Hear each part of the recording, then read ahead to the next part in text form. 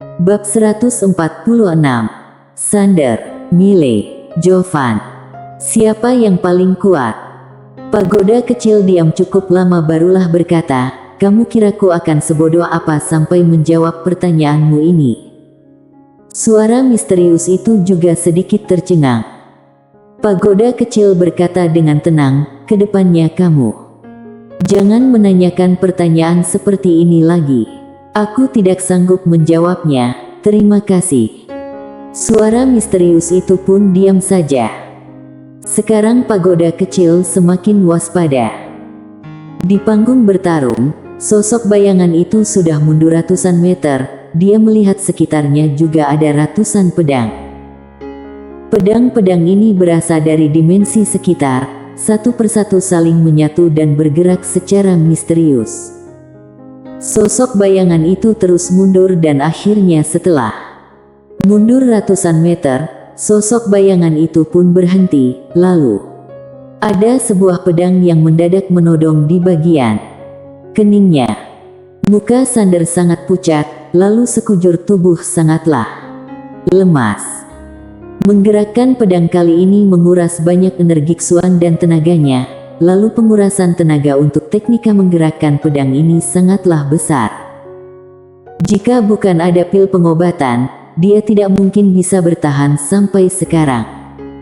Capek sekali. Sander baring di lantai, dia langsung memakai sebutir pil pengobatan dan pil pemulihan, kemudian memejamkan kedua matanya. Kelemahan masih terlihat sangat jelas. Tingkatan ranah terlalu rendah. Dengan tingkatan alamnya sekarang, dia masih tidak bisa menguasai tingkatan ilmu pedang. Jika bertarung dengan orang lain, dia harus bertindak cepat. Jika bertarung jangka panjang pasti akan merugikannya. Namun, sekarang dia masih tidak berencana meningkatkan tingkatan alam dengan cepat. Dia memilih untuk meningkat secara kokoh. Sekarang lebih baik menderita, daripada masa depan yang menderita. Di kejauhan, sosok bayangan itu tidak menyerang lagi. Dia berdiri di sana dan diam tak berkata, seolah-olah kebingungan. Teknik pedangnya dikalahkan oleh teknik pedang sendiri.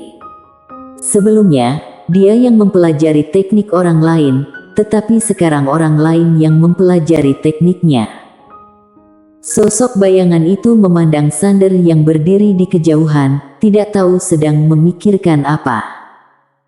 Sander baring di permukaan tanah, kemudian terus membayangkan pertarungan sebelumnya. Dia sedang mencari intuisi tentang pertarungan ini. Ini adalah hal yang paling dia sukai, karena bisa meminjam kelemahannya sendiri, lalu melakukan peningkatan. Pada saat ini, dia sangatlah semangat. Karena teknik penguasaan pedang dari sosok bayangan ini, membuka pintu baru untuknya. Ternyata, pedang masih bisa seperti ini. Harus diakui, teknik pedang terbang memang sangat menakutkan. Orang biasa tidak mungkin bisa mengadang, hanya saja menguras banyak tenaga. 1 jam kemudian, Sander bangkit berdiri, lalu sosok bayangan itu masih belum pergi, melainkan berdiri di sana menunggunya. Sepertinya sosok bayangan ini masih sedikit tidak terima. Sander melihat sosok bayangan itu dan berkata, "Silakan." Sosok bayangan itu mendadak menghilang dari tempat. Seraas. Dimensi di depannya Sander langsung terbuka, lalu muncul sebuah pedang. Ekspresi wajah Sander sangat tenang. Pada saat pedang hanya berjarak 2 cm di depan keningnya, dia menggerakkan kaki kanan. Seketika sosok bayangan itu mendadak berbalik badan dan menusuk pedangnya. Seraas. Serangannya tidak terkena sasaran. Pada saat itu, sebuah pedang menodong di punggungnya. Sosok bayangan itu hanya diam, lalu pedang masih diangkat di udara. Kali ini Sander tidak melakukan apa-apa. "Kamu mengira aku akan menebak gerakanmu?" "Tidak. Sekarang aku tidak akan menebak lagi."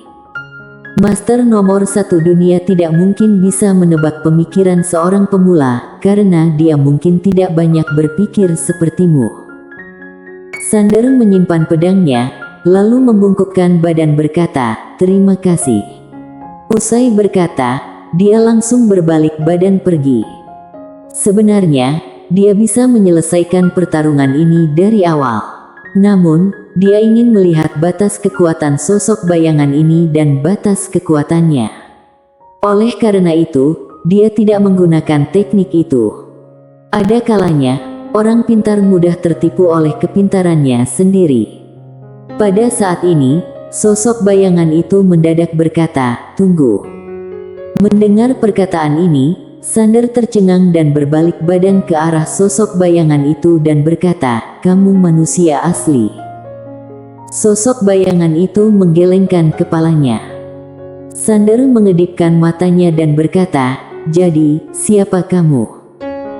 Sosok bayangan itu berkata, "Aku terbentuk dari kesadaran beberapa pejuang. Tugasnya adalah mengumpulkan berbagai informasi tentang pertarungan agar bisa menjadi bahan referensi penelitian Paviliun Budo." Sander mengerutkan keningnya dan berkata, "Paviliun Budo." Sosok bayangan itu menganggukkan kepala, kemudian membuka telapak tangannya. Muncul sebuah lencana berwarna emas di depannya Sander. Bagian depan lencana adalah sebuah logo paviliun, lalu tertulis Paviliun Xianbao. Lalu, di bagian belakang tertulis kata Budo. Sander sedikit tidak mengerti dan berkata, "Apa ini?" Sosok bayangan itu berkata, "Lencana Budo." Sander bertanya, "Apa gunanya?" Sosok bayangan itu berkata, "Orang yang memiliki lencana ini bisa masuk ke puncak ujian untuk latihan kapan saja. Lalu, semua pelatihan yang ada di Paviliun Xianbao juga bisa digunakan secara bebas.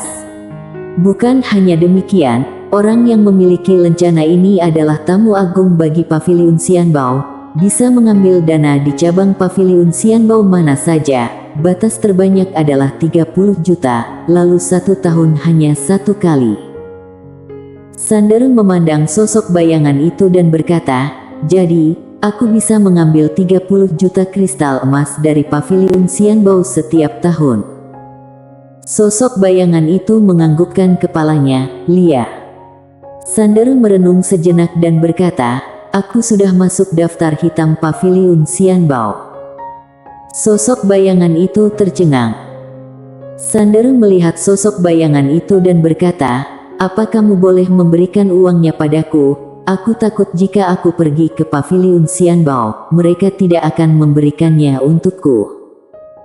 Sosok bayangan itu menggelengkan kepala dan berkata, "Maaf, aku tidak memiliki uang." Sander diam saja.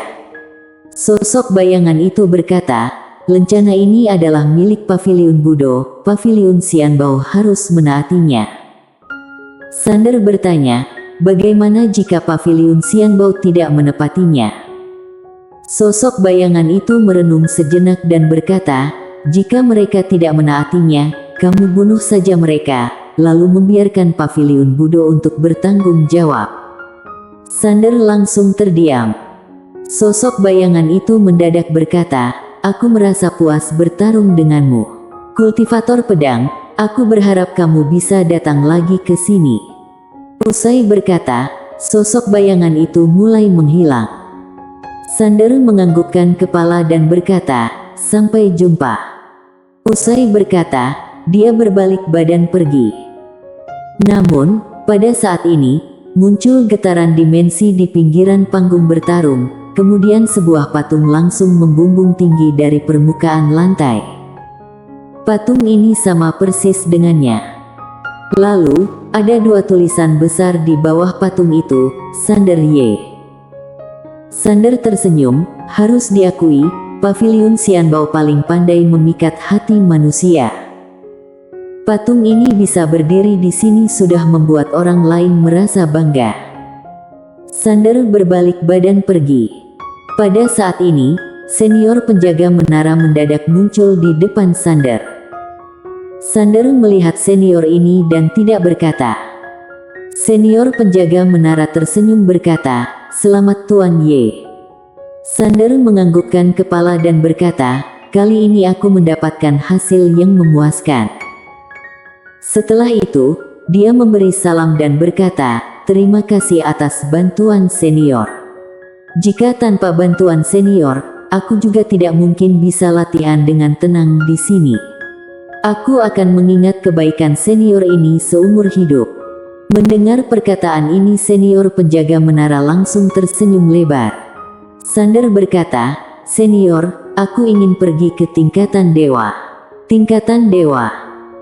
Ekspresi wajah senior penjaga menara seketika menjadi tegang. "Tuan Ye, aku tahu kekuatanmu, tapi tingkatan dewa ini berbeda. Aku tidak menyarankanmu ke sana sekarang." Sander tidak mengerti dan bertanya, "Kenapa?" Senior penjaga menara berkata, "Tingkatan dewa ini hanya ada 2 orang yang masuk setelah berdirinya Menara Suan. Lalu, 2 orang ini adalah jenius terhebat di dataran tengah negara es. Salah satunya adalah orang yang mendapatkan peringkat pertama dalam perebutan keberuntungan Tao, tapi mereka berdua mati di dalam sana." Sander mengerutkan keningnya dan berkata, "Semuanya mati?"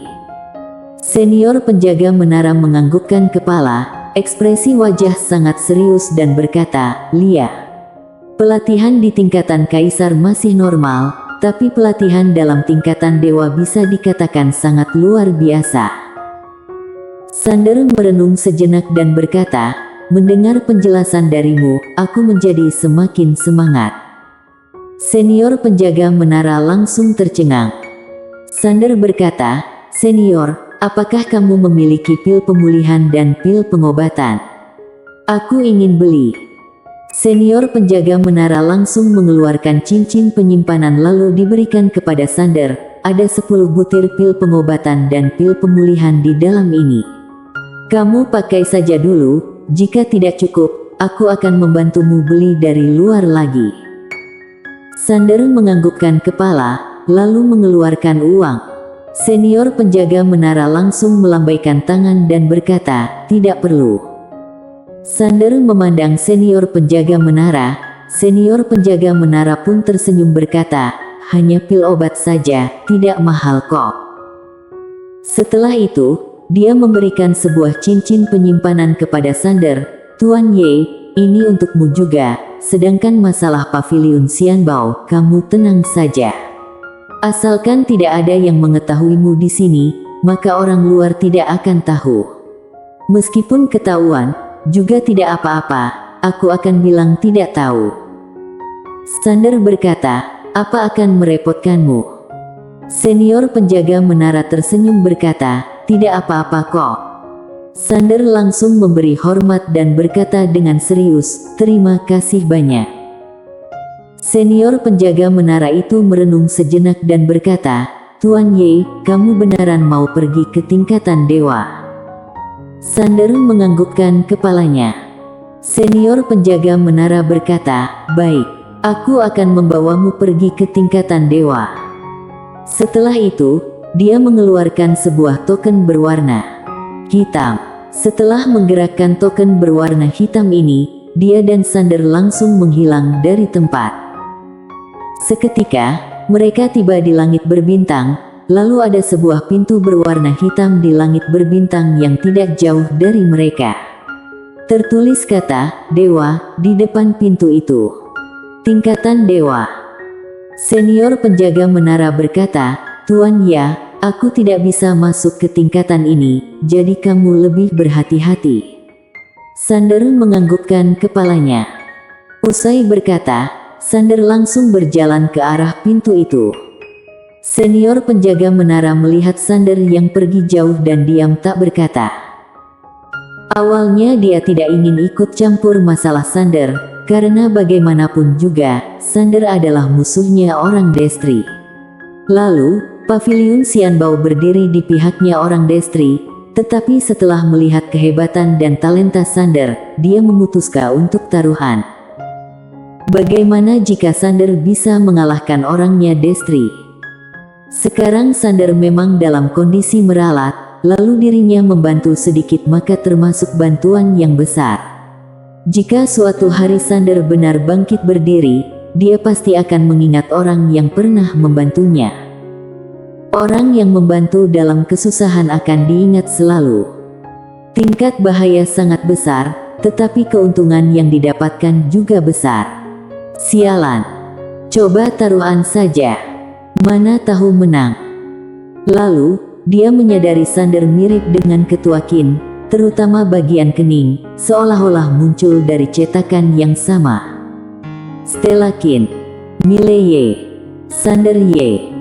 Tiba-tiba muncul satu pemikiran di benak senior penjaga menara itu. Apakah Tuan Ye ini adalah putra dari Ketua Qin dan Master Pedang Dunia?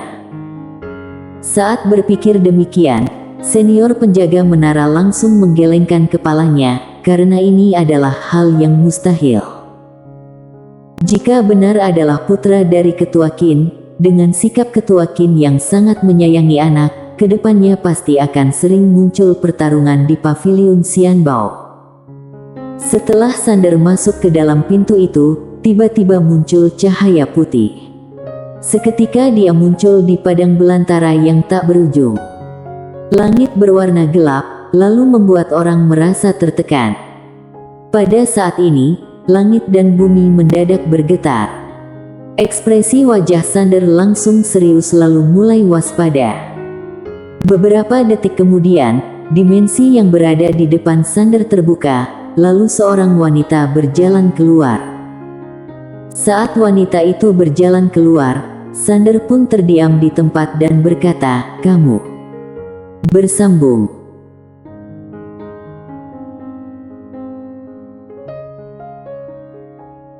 Bab 147.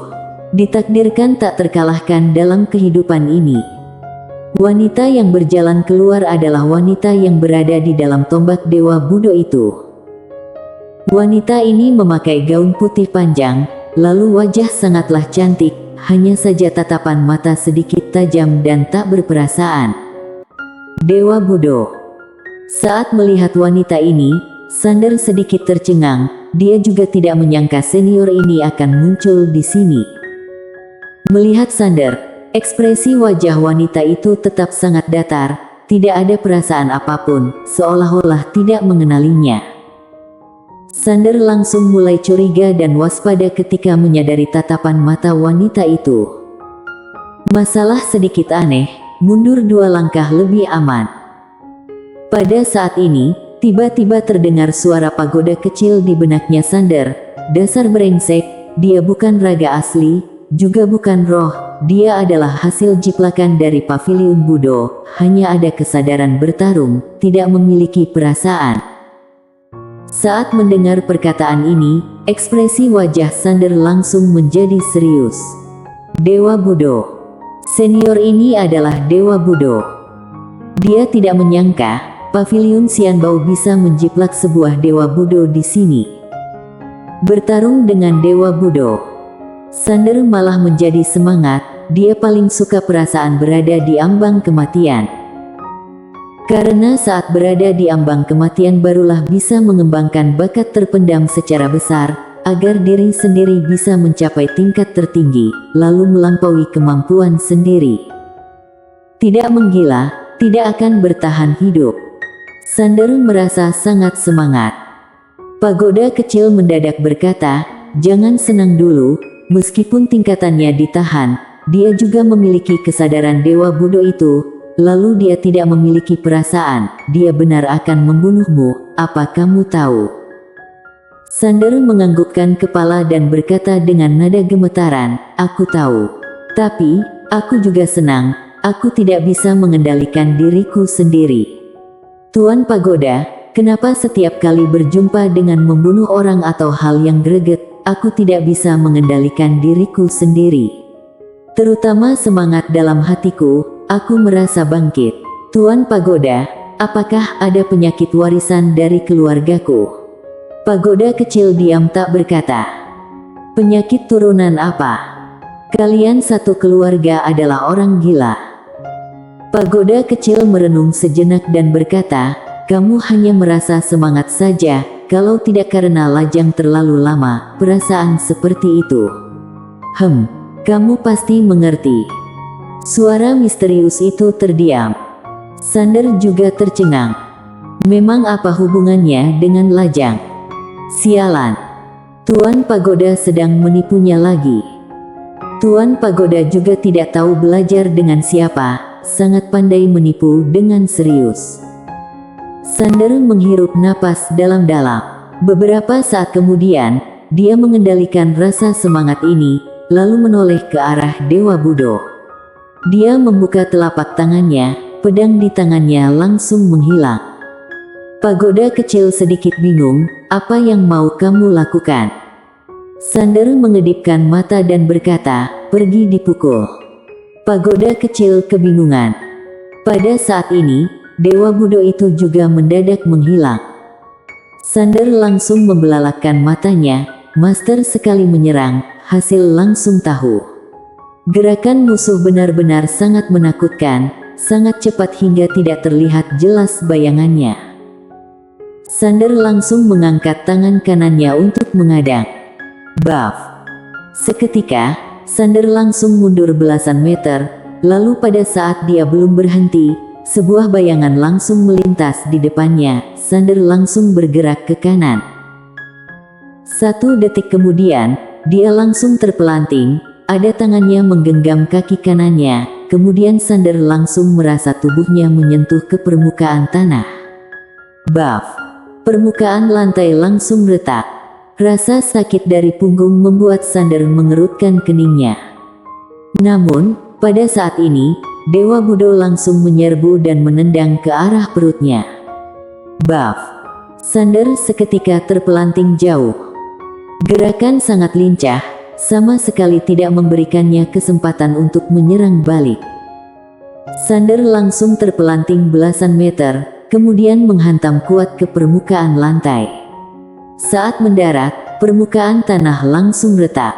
Di waktu bersamaan, dia juga muntah darah. Pada saat ini, Pagoda kecil langsung berkata, cepat ambil pedang. Sander tidak memedulikan Pagoda kecil.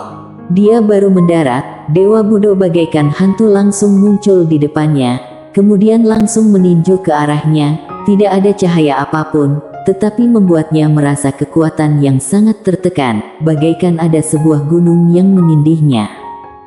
Sander melihat tinjuan ini, dia mengedipkan mata. Dalam 1 detik ini, muncul berbagai macam cara untuk mengatasi serangan ini.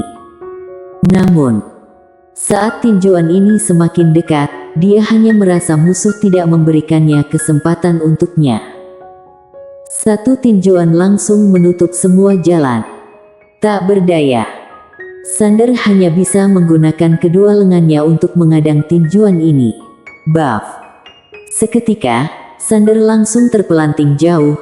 Dewa Buddha langsung mencengkeram kaki kanannya, lalu menariknya kembali dan menyentuh ke permukaan lantai dengan kuat. Sander menghantam ke permukaan tanah kembali retak. Rasa sakit ini membuat ekspresi wajahnya langsung berubah. Hanya saja semua ini masih belum berakhir.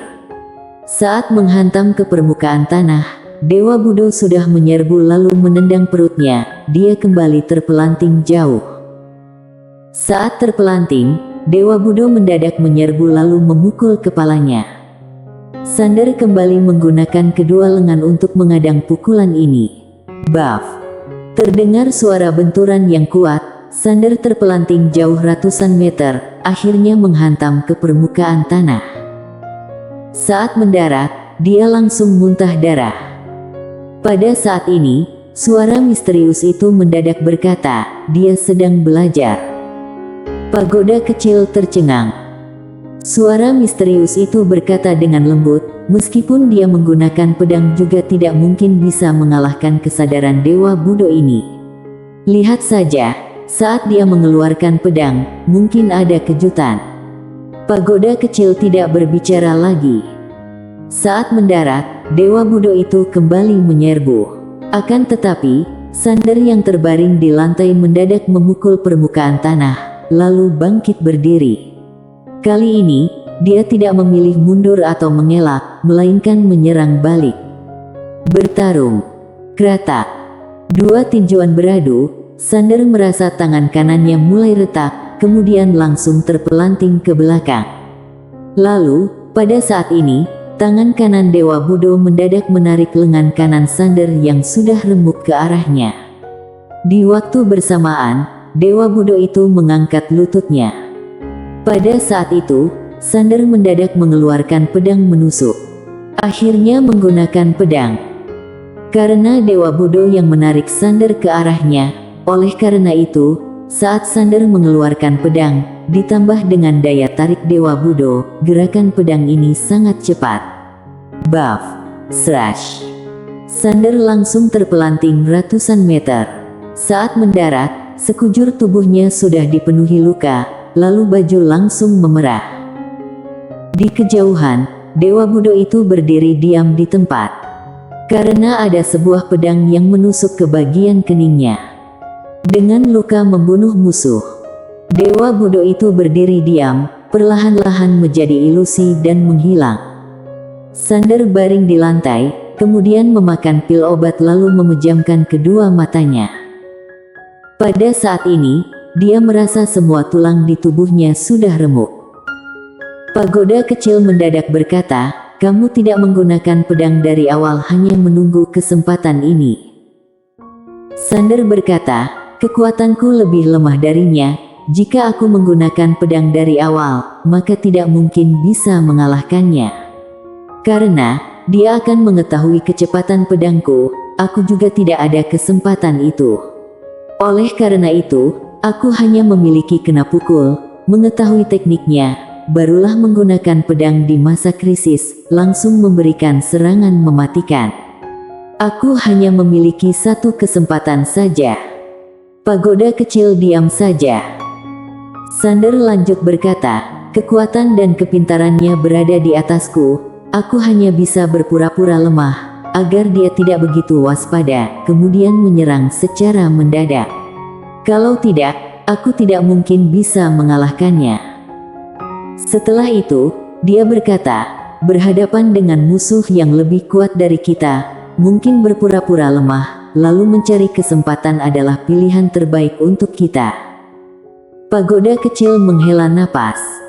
Dia tahu, jika dari awal Sander menggunakan pedang, dia benar-benar tidak memiliki kesempatan bertarung.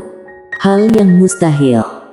Dewa Budo ini memiliki kesadaran bertarung, meskipun tingkatan alam tertekan, juga bisa mengalahkan Sander. Dalam kondisi ini, Sander tidak mungkin bertarung dari depan dengannya. Suara misterius itu mendadak berkata, mental dia benar-benar sangat menakutkan.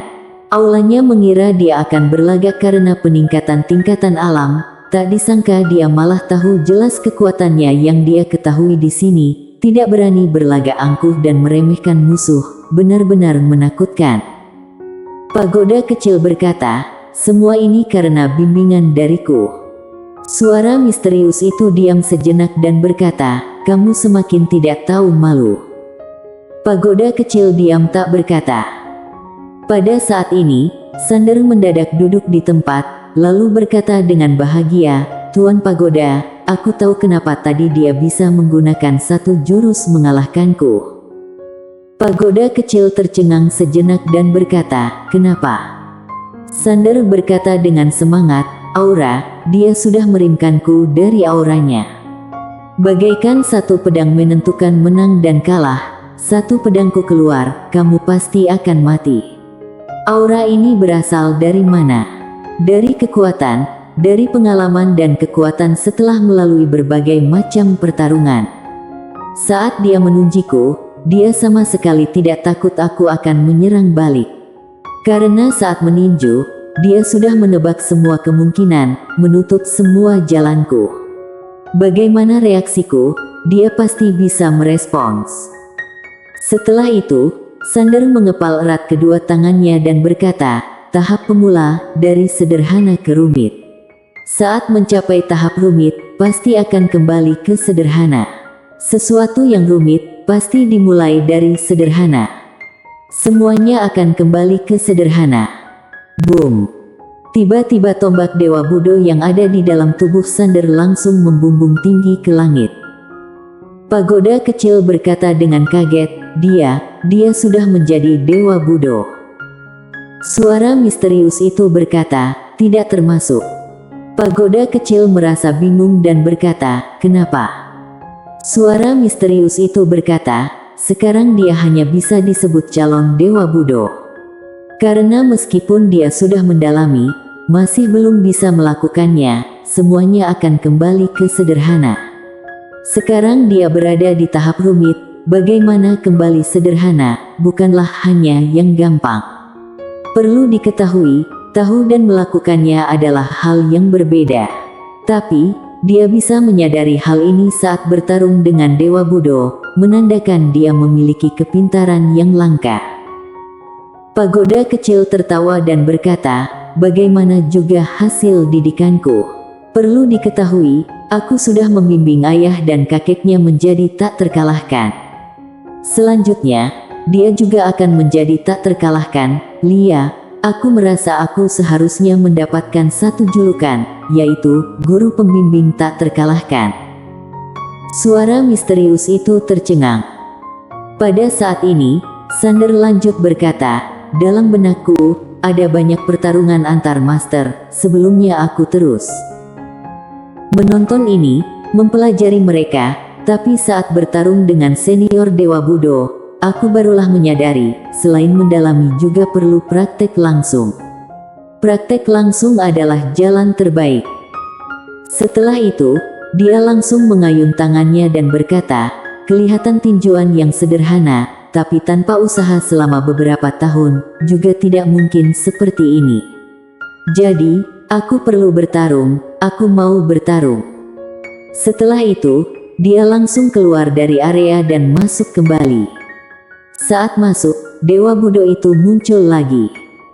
Sander memandang Dewa Budo dan berkata dengan senang, ayo lagi. Setelah itu, dia langsung menyerbu Akademi Alam Semesta Guanxuan. Ada seorang pria yang berlutut di puncak gunung, dia memejamkan mata, seolah-olah menyatu dengan langit dan bumi. Orang yang pilihan dari Destri.